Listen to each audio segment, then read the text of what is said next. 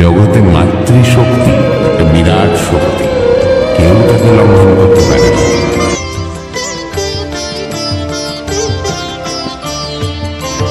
তুই নাকি মা দয়াময়ী, শুনেছি ওই লোকের মুখে, তুই নাকি মা দয়াময়ী, শুনেছি ওই লোকের মুখে, দানে নাকি সারা